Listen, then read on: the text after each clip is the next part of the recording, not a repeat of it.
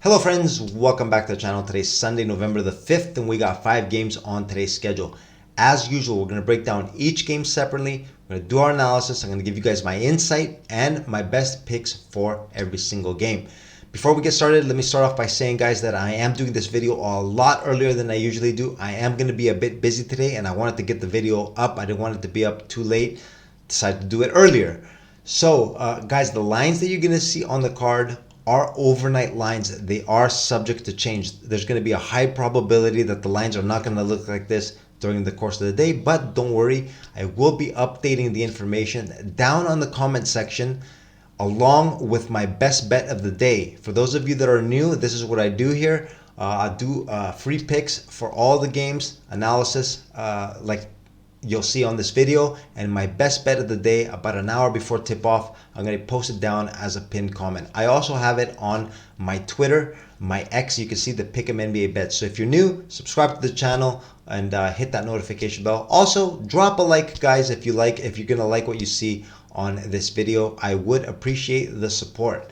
Now, with all that out of the way, let's take a look at the 5-game schedule and see if we can come up with some winners. Let's go. In our first game of the night, we got the Phoenix Suns in Detroit taking on the Pistons. The Suns currently 5.5-point road favorites. I had them favored by 5. The Suns, let's talk about them first. 2-4 so far in their season. They have lost 3 straight ball games now. The Suns definitely underachieving. 2-4, a team of their caliber. That is a very disappointing start. But of course, guys, they are dealing with some injuries. Bradley Beal, the newly acquired guard from Washington, has not played yet. He's still out with back spasms, not expected to play in today's game. Devin Booker, arguably the team's best player between him and KD, has only played in 2 out of the 6 games so far. He's been battling an ankle injury. He missed last night's game in Philadelphia. Today he is listed as questionable. I didn't see him re-aggravate the injury in the last game that he played in San Antonio, so I'm guessing it's more of a precautionary type thing.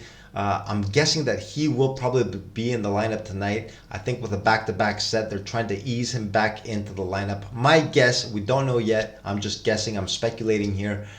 So the Suns, hopefully they will get Devin Booker back. The Pistons, they are also 2-4 on their season. The last few games, guys, they've lost 3 straight. They have not looked good in those 3 games after a very promising start. The team is definitely downtrending, not playing well. Traditionally, guys, the Suns do play well in Detroit. They do play the Pistons very well on the road, even though the Suns, guys, are a completely different team than the ones of the previous seasons. Just some information that I thought I'd throw out there. I don't really pay too much attention to this stuff, but the Suns do play well in Detroit. Now, it is a tough spot, a back-to-back game for Phoenix, and Kevin Durant did log in quite a few minutes. The line is a bit high. I am guessing that there will be a little bit of love for the Pistons here, but like I said, guys, they are downtrending. Until we see signs of them picking it back up, I'm going to be going with a play here on Phoenix with the minus 5.5. The line is a little high. I am guessing a Booker playing in this game is kind of priced into this number. We'll have to check it out a little closer towards game time. Like I said, these are overnight lines, but I do like Phoenix here, minus 5.5 to get back on track and get a W. In our second game of the night, we got the Toronto Raptors in San Antonio taking on the Spurs. The Raptors currently 3-point road favorites. I had them favored by 1.5. Let's talk about the Raptors first. 2-4 so far, the record this season. Underachieving, in my opinion. I think the Raptors are a lot better than what this record indicates. And to be fair, the scheduling has been a little rough for the Raptors. The defensive-minded Raptors, a team that does not allow a lot of points, likes to focus a lot on the defensive end. The last couple of games, they have shown signs that a possible uptrend could be in the works. Of course, they got a huge win at home against the Milwaukee Bucks, put up 130 points. They had a back-to-back game the next day against Philadelphia. Philly was just too much for them on the second night of back-to-back. The Raptors have had a few days off. They should have fresh legs in this game. On the injury report, I don't see anything new. Everybody that was in the played in the previous games should play in tonight's game against San Antonio. The Spurs, 3-2 to start their season. A very impressive start. Victor Wembanyama is slowly hitting his stride in the back-to-back games that they played in Phoenix. Both wins for the San Antonio Spurs, some big wins against the Phoenix Suns. The first game by a point in a nail-biter. They came back after falling behind in the score big, made a huge run at the end, got a 1-point win. The second game, a different story. They came out firing, scoring buckets from all over the place, guys. Shot at a tremendous clip. The field goal percentage in that game, 52% overall, 48% from three.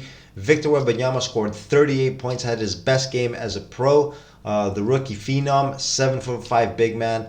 Man, it looked like he was playing on a Nerf hoop a couple of times there. The way they were lobbing the ball down to him on the blocks, and he was just laying it up. It totally reminded me when I was young playing on my Nerf hoop. That's what Victor Wembanyama looks like when he's playing in these games. In this ball game, guys, the Spurs, I forgot to mention, the Spurs are going to be playing without Devin Vassell, their starting point guard.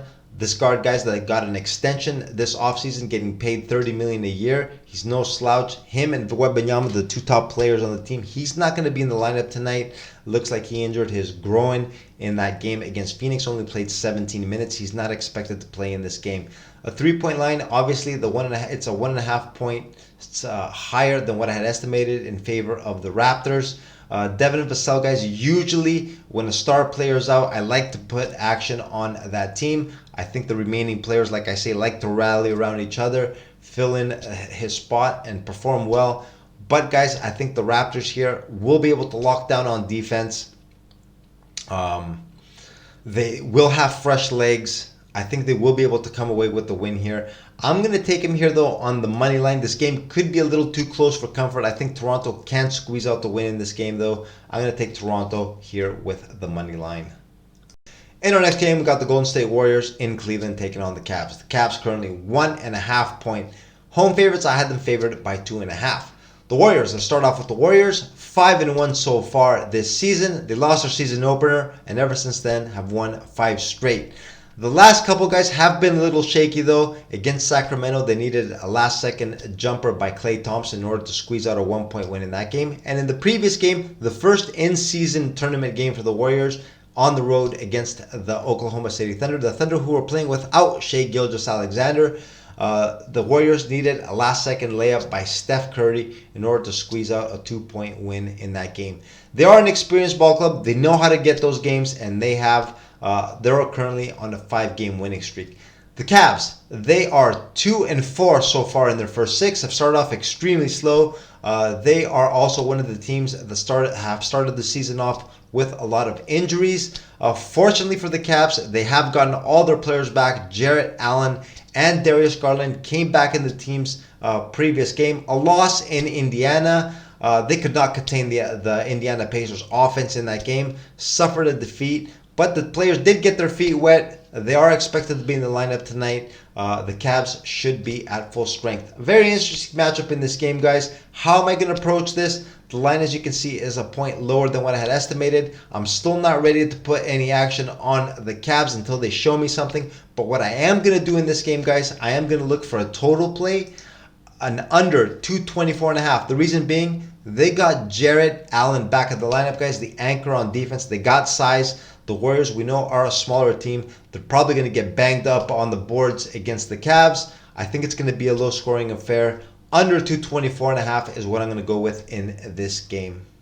In our next ball game, we got the Charlotte Hornets in Dallas taking on the Mavs. The Mavs currently 11.5 point home favorites. I had them favored by 9. As we can see here, there's a 2.5 point discrepancy, my line estimate with the actual line. Let's dig in a little deeper and see what's going on, if we can find any reasons behind this difference. First, let's talk about the Charlotte Hornets. The Hornets, 2-3 so far in their season. They won their season opener, then lost 3 straight. But last night in Indiana, a tough place for a lot of teams in the NBA to play and get a win. The Hornets went in there and did just that. They squeezed out a 1-point win, 125-124. The Hornets shot the ball very well in that game. Got a W, got rewarded for their good performance. A tough task tonight in Dallas. The Mavs, 4-1 so far on their season. Their 4-game winning streak that they started out the season with got snapped in Denver. No shame in that, guys. Seems like everybody loses in Denver. So the Mavs went in there and did their duty, left with an L from Denver. 4-1 though overall, playing very well. Kyrie Irving came back in that game. He missed the last couple before the previous game in Denver. He's back in the lineup, expected to play in this game. We see this line, guys, obviously very high. I looked on the injury report. Can't really see anything. Charlotte, nobody got injured in last night's game in Indiana. Everybody should be available. That also played yesterday for the Dallas Mavs.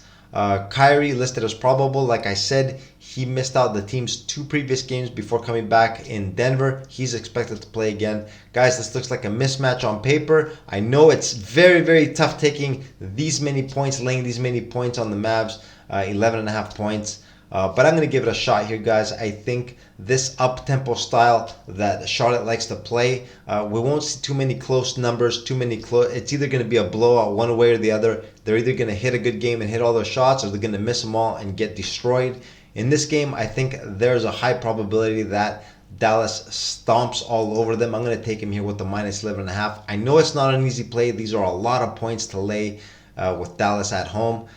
Just an empirical assessment. I don't know the ATS numbers, but I know Dallas, usually big numbers, they don't really cover them. But in this game, I think it is kind of a situation play where Charlotte will not be able to keep up with Dallas. Let's take Dallas here in the minus 11.5, see what happens. And in our last game of the night, we got the Memphis Grizzlies in Portland taking on the Trailblazers. The Grizzlies currently 2.5 point road favorites. I had them favored by 3.5. To be honest, guys, I was extremely curious to see what the line would look like in this ball game. These two teams matched up with each other just a couple nights ago. Same teams, same arena in Portland. Memphis had a 10-point lead, guys, with about 1.5 minutes left in regulation. They blew it. Portland came all the way back, made some big plays, sent the game into overtime, squeezed out a 2-point win in that ball game. The Grizzlies, 0-6, have lost 6 straight to start their season. Of course, they are injury riddled. They have a lot of problems with players missing. But I don't know if that's an excuse, guys. They still have enough talent on the team to get some W's. They haven't yet. They're the worst team in the league so far. The only winless team in the NBA at the moment, 0-6. The Trailblazers, 3-3 on the season so far. After losing the first 3, they won their last 3. The last 2 games of their road trip out east. And in the first game back, guys, which is always a tricky spot, they managed to win that game against the Grizzlies. 3 straight win for the Portland Trailblazers, who are playing without their starting backcourt. Anthony Simons and Scoot Henderson, both players injured, not in the lineup, not expected to play in tonight's game either. Now, guys, in this ball game, you all know, those of you that have followed my videos, I don't like to bet against streaks. In other words, I don't want to keep betting on the Grizzlies to snap their streak. At some point, of course, they're going to win. Do I want to be chasing them every single game until they do? No, I don't. The Trailblazers have won 3 straight. This is the kind of spot that I usually like betting on. Teams to continue their streak. If they're winning, why shouldn't they keep winning? And if we see the line here, guys, 2.5 points, it's a point lower. As of now, of course, like I said, I am doing this video a bit early. Closer towards game time, we could see this line balloon upwards towards 3.5, maybe 4, 4.5. It is very possible. I think the public are going to keep jumping on the Grizzlies with the they are due thoughts in their mind. I don't know if this can happen. Chasing is never a good idea. The chances are I'm not going to be involved in this ball game. I don't want to be on the wrong side of another Memphis Grizzlies loss. So if I were to place a bet on this ball game, guys, I would take the Blazers once again with the plus 2.5. A contrarian style bet. Take it as that. This is probably what I would do if I were to put money on this game. Portland plus 2.5. But I'm telling you, the chances are very high that I will not be touching this game. But I am extremely curious to see what is going to happen. When are the Grizzlies finally going to win a ball game? Let's see. Is it going to happen tonight? Not sure. Portland plus 2.5 though, guys, is what I would go with if I were to put action on this game. And this is what I got for you guys today on this Sunday, November the 5th, and this 5-game schedule. We broke each one of today's games down, did our analysis, got our picks, and we are ready to go.